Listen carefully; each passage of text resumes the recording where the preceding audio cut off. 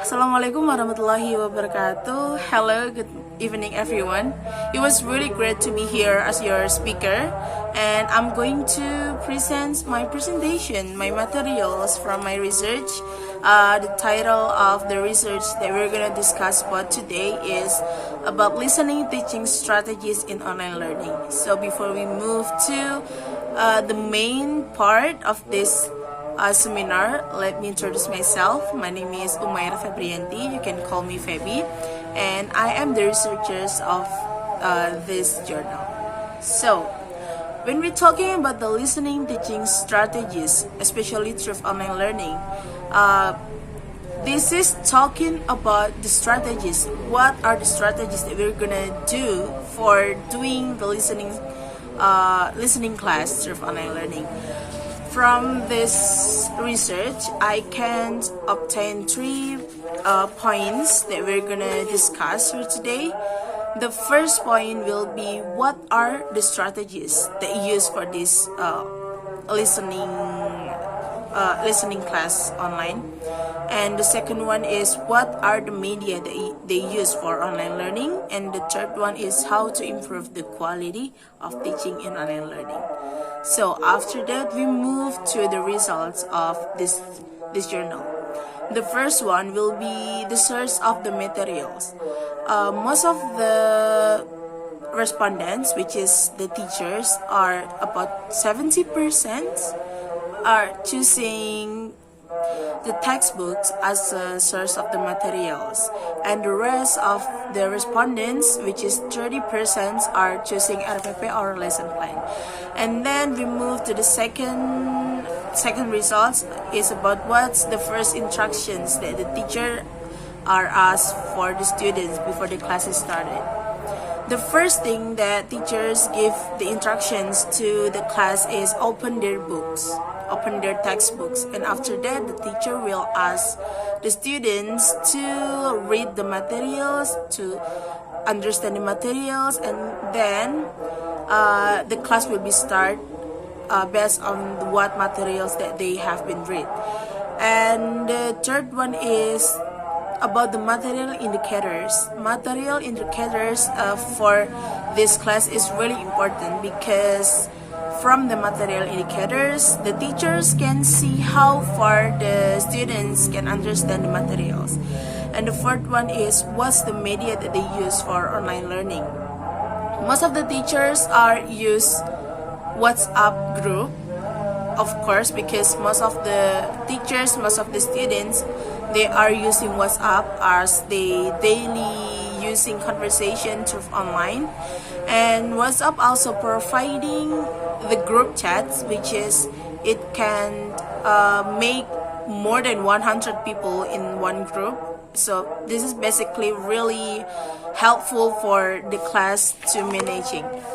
And then the fifth one will be the student activities. For these online listening skills, the students almost all the students are give the short audio or short video, and then they are listen to what the speaker are saying.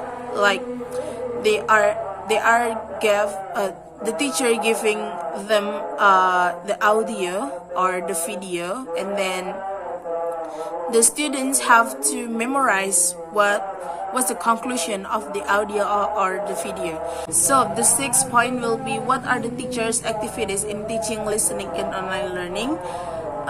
Some of the teachers are giving the students some of the short audio or short video, and then students can understand what the speaker are saying in the video or the audio.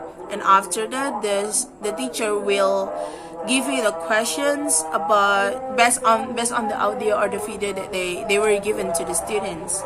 And then the seventh one is what is the tips from the teachers to develop the listening skills to students. Teachers or the respondents are mostly talking about the time, especially the limitation of the time. When they talk about this, listening skills are really one of the English skills that needs a lot of time to practice. It's not like the vocabulary, it's not like the grammar or something like that. The speaking, especially, and also the listening, are need a lot of time to practice. So the teachers say that will be better if they have more than a lot of time to learn some of the new listening skills. And after that, we talk about how to improve the quality of teaching in online learning. There are some of the ways that they use for improving the quality of teaching. The first one will be approaching the students. This is really important because teachers have to approach the students and then make a good relationship between the students and the teacher. They are also make a Q&A session or questions and answer between the students and the teacher after the class or after the materials that have been explained. This is really important too because when they do Q&A sessions, the teacher will see how far the students can get the information or can get the materials really well. And then also the teacher have to motivate the students to study more hard. When we look back around 2020, when the coronavirus is spread a lot in Indonesia, and almost all of the students, teachers, co-workers, employees are all the people who have a job. They are mostly working from home, and they didn't meet anyone like more than 1 year or 2 years. So this is really reasonable why the students are losing their motivation to study. So maybe this is the right time to teachers to giving the students the motivation of study. And the ninth point will be the difficulty of the students that they face. There are a lot of different answers for these questions because most of the teacher can't decide whether the students are understand or didn't understand the materials. And also they are the teacher that think that there are students who understand the materials really well because the teacher think that they have been delivering the materials really well. And also there's a teacher who say that there are students who didn't get the materials really well. This is really reasonable and understandable because we are having an online classes like more than 2 years, and we didn't meet anyone face to face like that long. So that's really reasonable why the students didn't get the information really well because we only meet through online.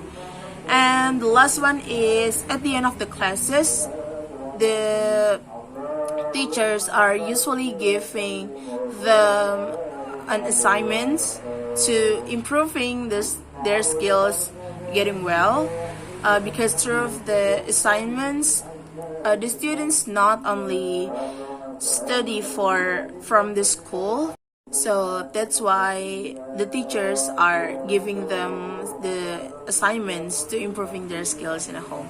So that's all my presentation for today. This research is aimed to be expected as a materials and reference for teachers, especially for giving the strategies in online learning, and also to pay more attention to the readers who are looking for the strategies for online learning. So that's all from me. Thank you so much for paying attention. Wassalamualaikum warahmatullahi wabarakatuh.